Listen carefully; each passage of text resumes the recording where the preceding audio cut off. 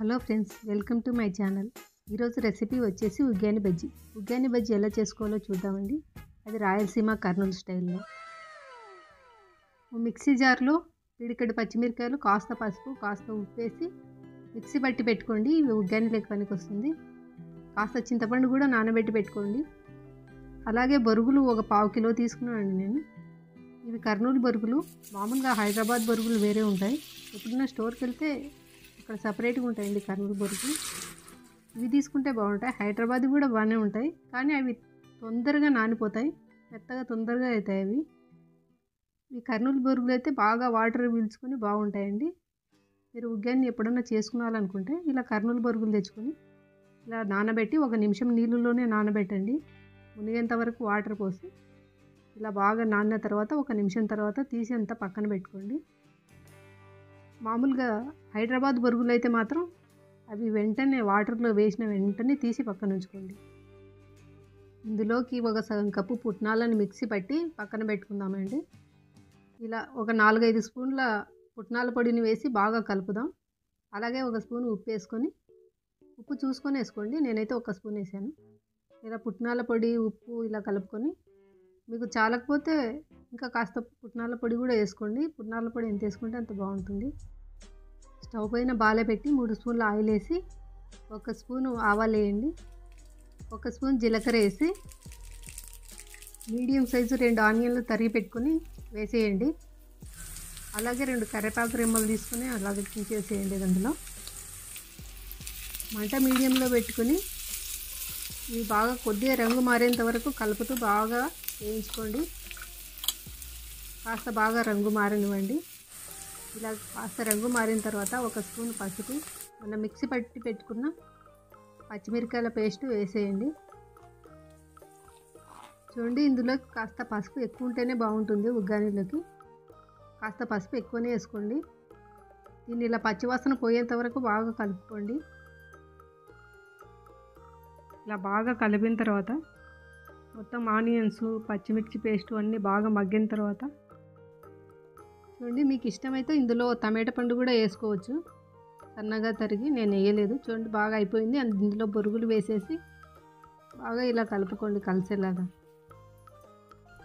చూడండి, మంట బాగా సన్నగా పెట్టి కలపండి. హై ఫ్లేమ్ మీద పెట్టి మాత్రం కలపకండి, మాడిపోతుంది. ఇది బాగా వేడయ్యేలాగా ఇలా కలుపుతూ వేడి చేసుకోండి. చూడండి, ఇలా వేడైన తర్వాత పక్కన పెట్టుకోండి. ఒక బౌల్ తీసుకొని అందులో 2 స్పూన్ల శనగపిండి వేసుకోండి. 1 స్పూన్ బియ్యం పిండి వేసుకోండి. ఎందుకంటే బియ్యం పిండి వేస్తే కాస్త క్రిస్పీగా వస్తాయి. 1 స్పూన్ పసుపు, 1 స్పూన్ ఉప్పు, 1 స్పూన్ కారం, కాస్త వంట సోడా వేసి వాటర్ కొద్దిగా పోస్తూ కలుపుకోండి.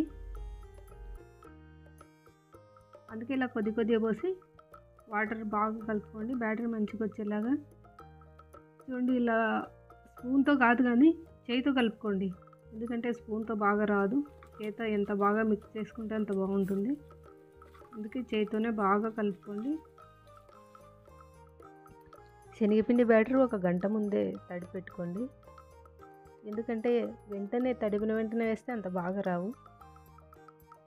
బ్యాటర్ ఇలా కలిపి పెట్టుకోండి.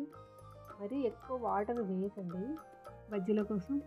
జారుగా ఉంటే మరీ పలసగా ఉంటుంది, గట్టిగా ఉంటే మరీ మందం అయిపోతాయి. చూడండి, చింతపండు పేస్ట్ ఇలా తయారు చేసి పెట్టుకొని అందులో కాస్త ఉప్పు, 2 స్పూన్ల జీలకర్ర,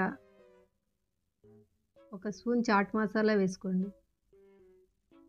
మీ దగ్గర ఉంటే చాట్ మసాలా వేసుకోండి, లేదా గరం మసాలా వేసుకోండి. 1 స్పూన్ కారం వేసి బాగా బ్యాటర్ ఇలా తయారు చేసి పెట్టుకోండి. మీరు ఈ బ్యాటర్ కాకుండా ఆలుతో అయినా లోపల స్టఫింగ్ కోసం తయారు చేసి పెట్టుకోవచ్చు. నేను మాత్రం చింతపండుతో చేస్తున్నాను. చూడండి, పచ్చిమిరకాయ ఇలా కోసి ఈ లోపల ఉన్న విత్తనాలు తీసేస్తున్నాను. మీరు కావాలంటే అలాగే పెట్టుకోవచ్చు విత్తనాలు కూడా. నేను మాత్రం విత్తనాలు తీసేస్తున్నాను. ఇలా కోసి విత్తనాలు తీసేటప్పుడు చేతులకు ఏదన్నా ప్లాస్టిక్ కవర్ కానీ ఏదన్నా పెట్టుకోండి. ఎందుకంటే తర్వాత చేతులు మామూలుగా మండవు, బాగా మండుతాయి చేతులు.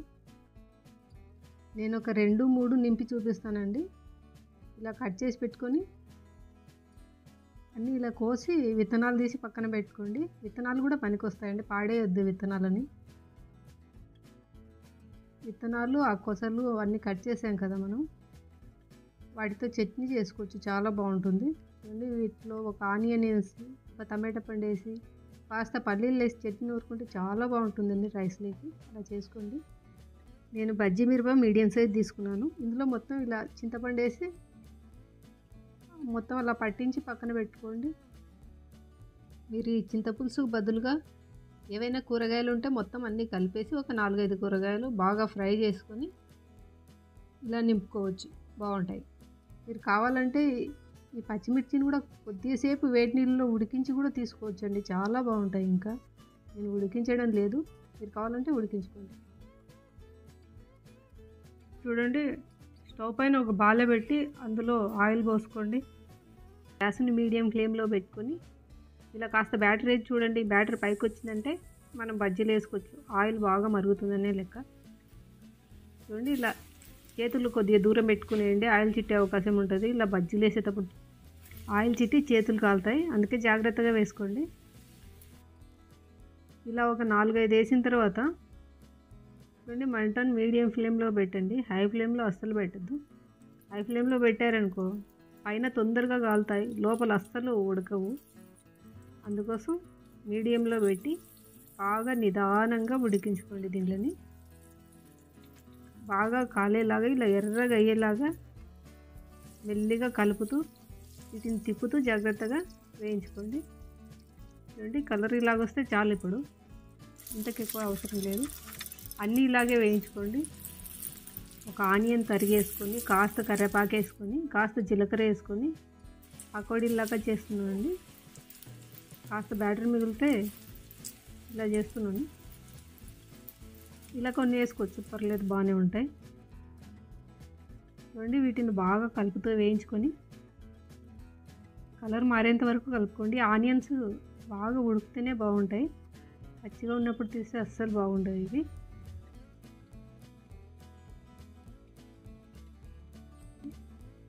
అప్పుడప్పుడు పొద్దున టిఫిన్కి, ఈవినింగ్ స్నాక్స్కి ఇలా బజ్జీలు చేసుకోవచ్చు.